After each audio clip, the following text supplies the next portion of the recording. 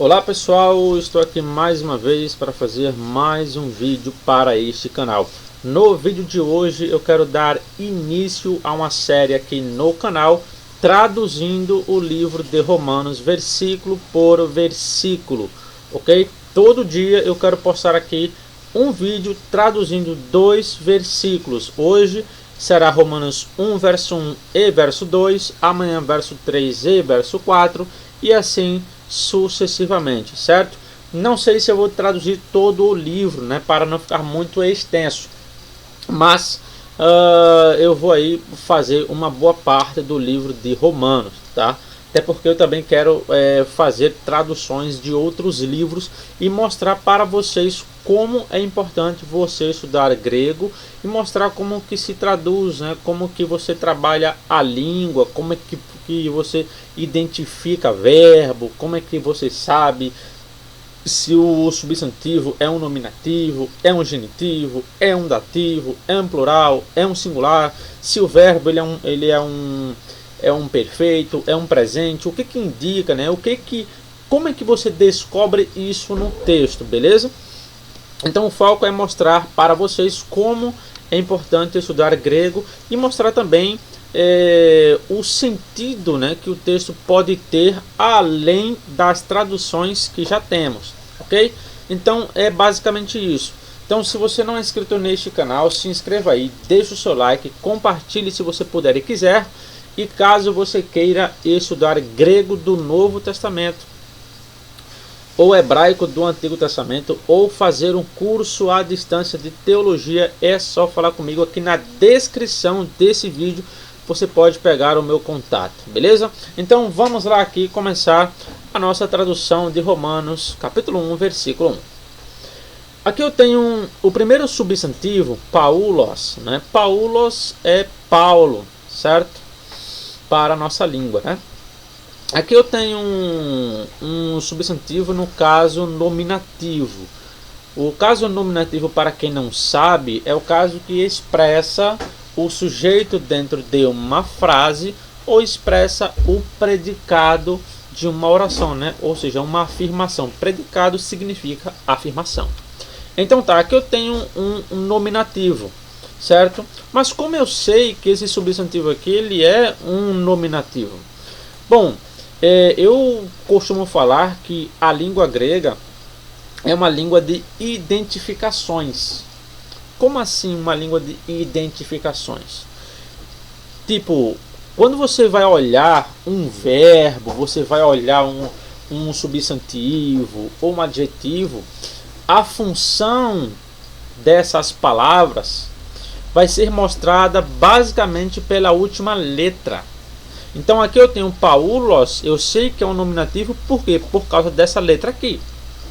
Isso aqui é o sigma, né? O sigma é o equivalente ao nosso S no português. Tá? Então eu tenho paulos com esse S no fim. Então esse S aqui indica que essa palavra está no nominativo. Entende? Então aqui eu tenho paulos, né? Paulos, isso aqui seria uma espécie de nominativo absoluto. Esse nominativo absoluto ele é usado apenas em questão de títulos, cabeçalhos, frases introdutórias, entende? Então ele tem essa função, né? Endereçamento, certo? Então ele tem esse foco, né? Então o substantivo que está no caso nominativo absoluto ele vai ter essa função, né? Essa ideia de está ali em saudações, enfim. Então é basicamente isso. Aí eu tenho aqui doulos, né? Doulos é o substantivo que significa escravo. Você pode traduzir como escravo ou como servo, né? Aqui é um nominativo, aqui ó, de novo, ó, esse substantivo também está no caso do nominativo.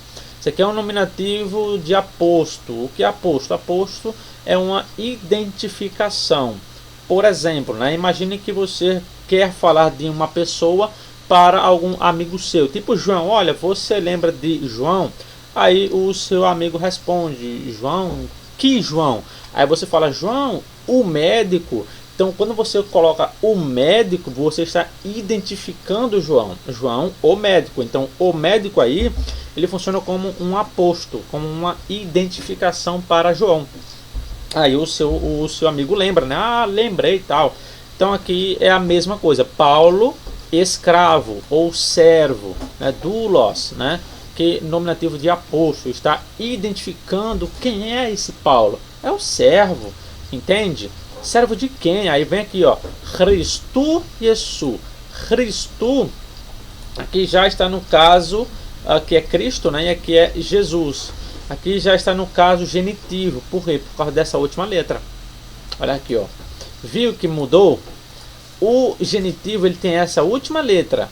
O nominativo vai ter essa aqui, certo? Então eu tenho Paulo, apóstolo de Jesus Cristo, certo? Kletos. Kletos, ele traz uma ideia de chamado, né? Alguém vocacionado para fazer alguma coisa, né? Quando você vai vocacionar alguém para dar uma função a ela. Então aqui você traduz vocacionado para ser, né? Para ser o que? Aí vem aqui, ó, apóstolos, aqui, ó, nominativo, nominativo também. Apóstolos, né? Para ser apóstolos. No caso, para ser apóstolo.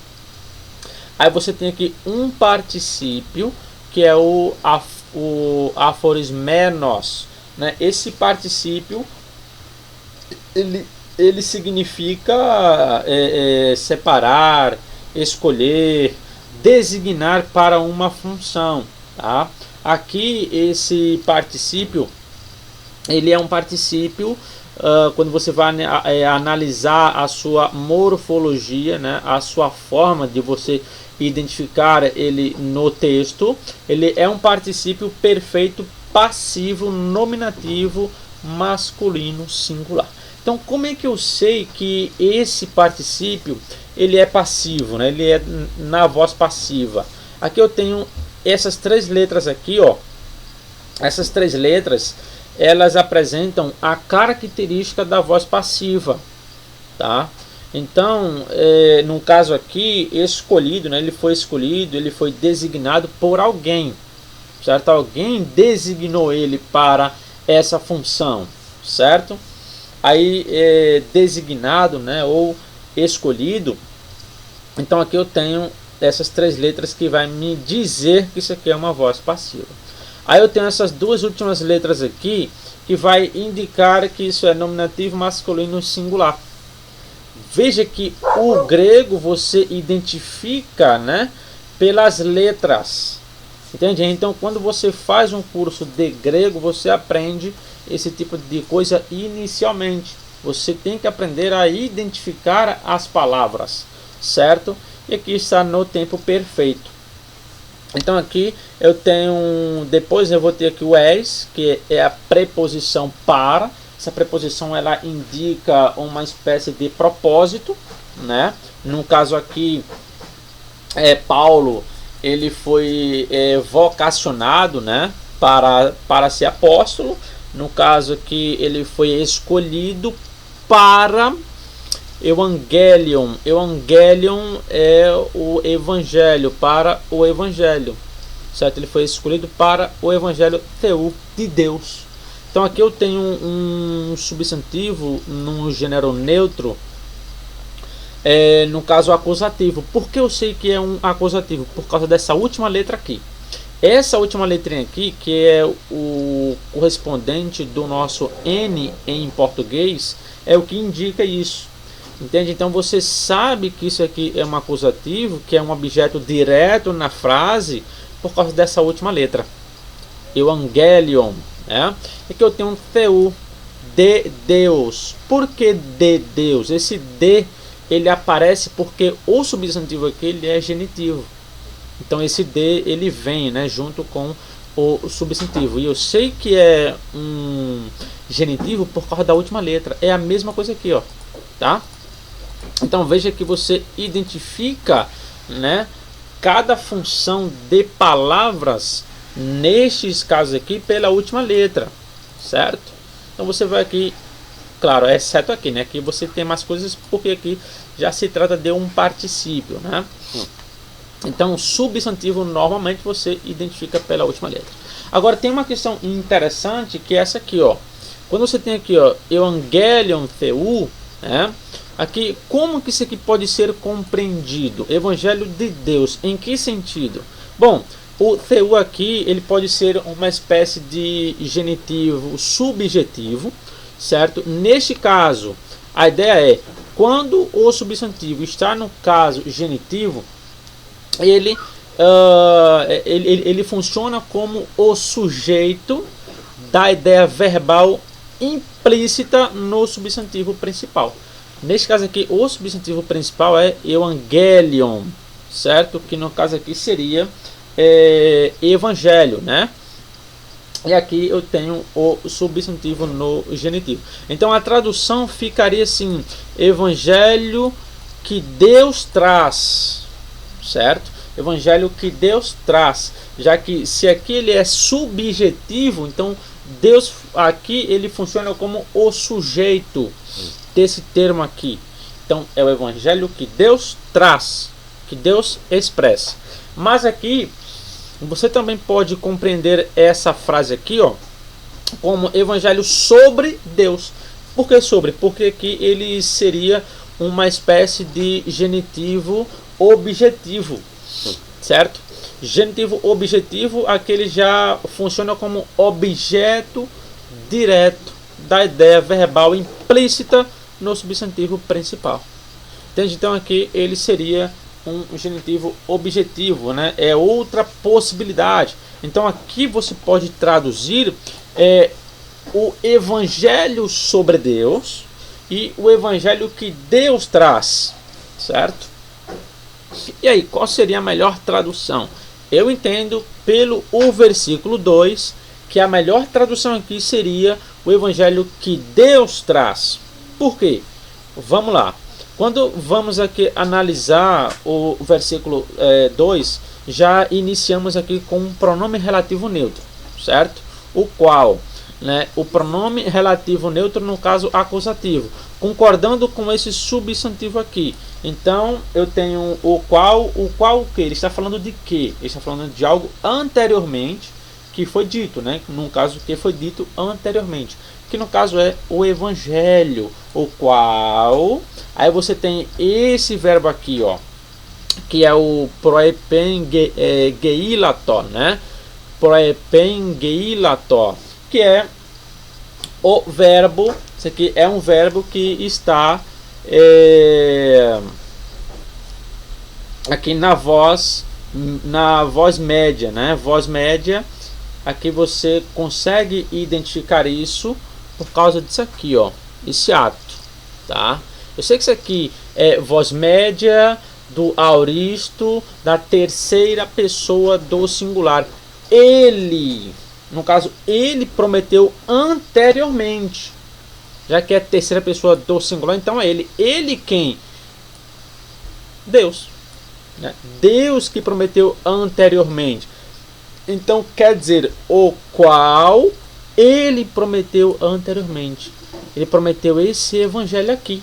Então quer dizer, o evangelho, quem foi que trouxe? Deus trouxe esse evangelho, já que foi ele que prometeu. Se ele prometeu, né, ele trouxe por meio de alguém. Entende? Você tem aqui, ó, o qual ele prometeu, certo?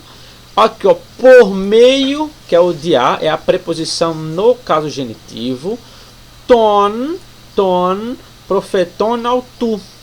Profeton aqui é o substantivo no caso genitivo plural, dos profetas. Por meio dos seus profetas. Por que eu sei que profetas aqui está no plural? Por causa dessas duas últimas letras, on, e por causa do artigo, que ele é plural. Então ele concorda com o substantivo, certo? Então aqui eu tenho isso aqui, ó, on é característica do plural, do caso genitivo, dos profetas, dos seus, aqui, ó, dos seus profetas, né? Esse aqui é os seus, né? Ou dele, que é o autopronome no genitivo singular.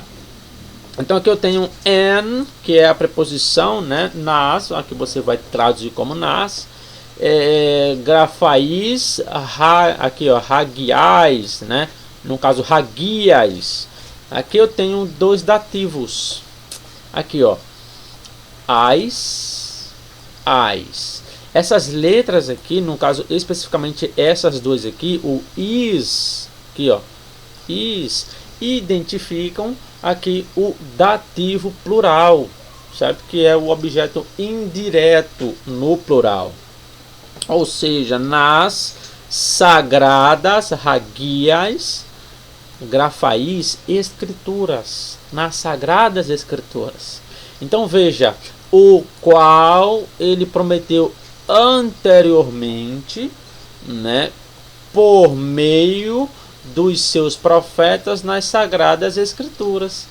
Quem que prometeu o evangelho? Deus. Então é ele que traz esse evangelho por meio dos seus profetas.